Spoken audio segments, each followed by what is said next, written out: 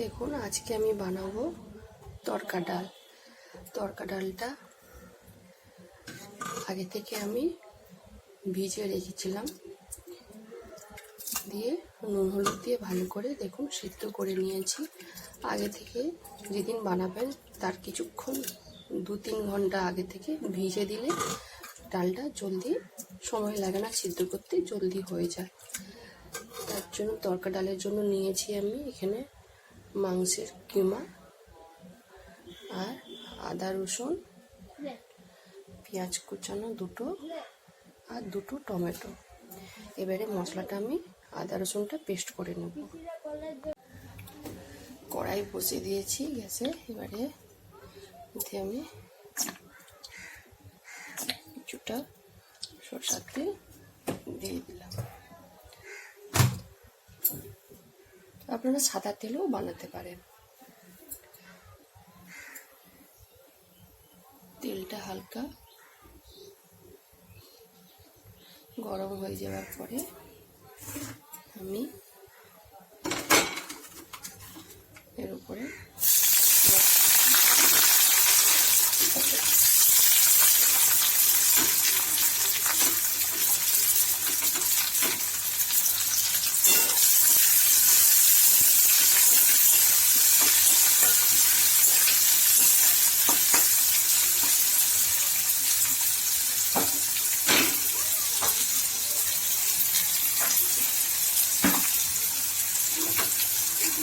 Tomato দিয়ে দিচ্ছি আর নিয়ে সামান্য নুন দিব। পেঁয়াজটা টমেটো চলবি ভাজা ভাজা হয়ে যাবে, গলে যাবে। এরপরে ভালো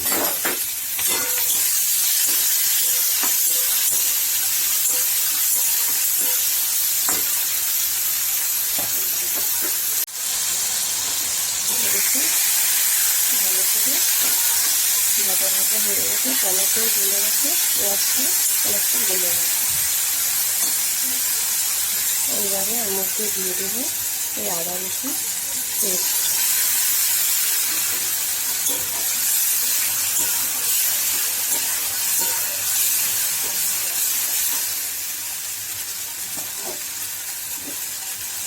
এবারে এর উপরে একটা একটা মশলা গুঁড়ো দেবো। দেবো লঙ্কা গুঁড়ো, পরিমাণ মতো হলুদ গুঁড়ো,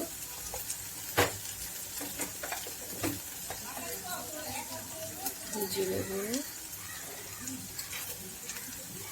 হাফ চামচ ধনিয়া গুঁড়ো,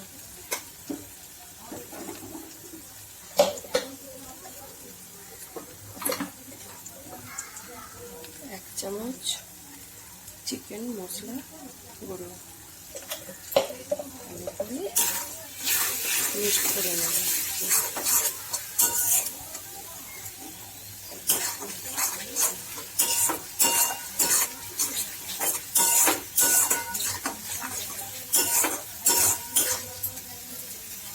এবারে এর উপরে চিকেনের কিমাটা দেব।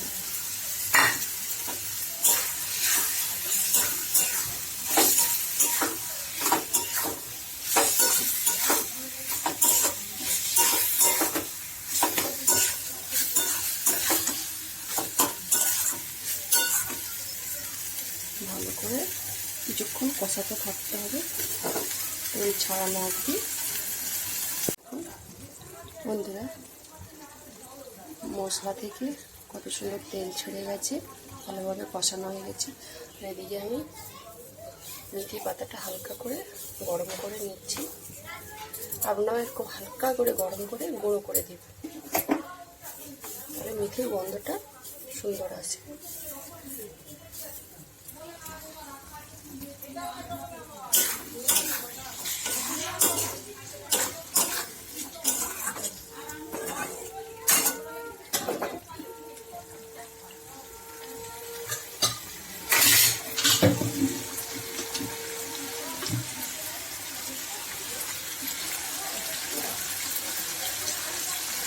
আমি ডালটা সিদ্ধ করাটা দিয়ে দেবো।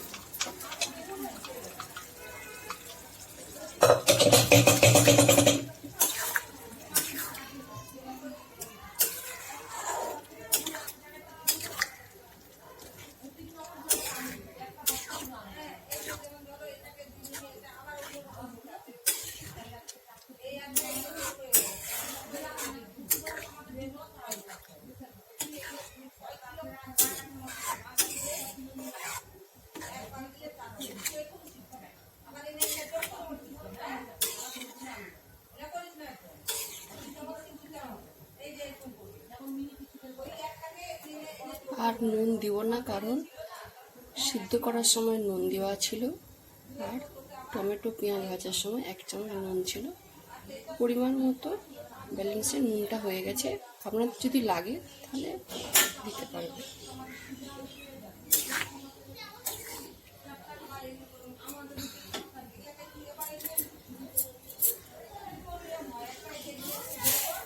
এবারের উপর থেকে আমি ছড়াবো এই তরকার মশলা।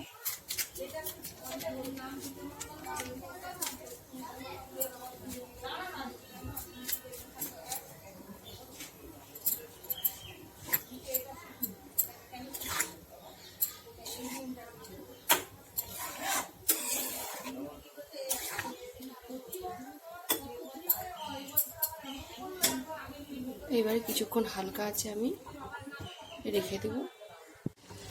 দেখুন ডালটা কত সুন্দর গাঢ় গাঢ় হয়ে গেছে।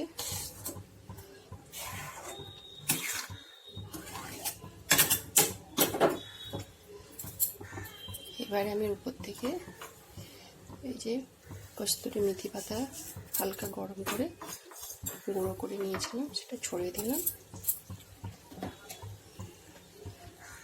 একটু গরম মশলা গুঁড়ো সামান্য, আর উপর থেকে আমি একটু বাটার দিয়ে দেব। ভালো করে নাড়াচাড়া করে নেব।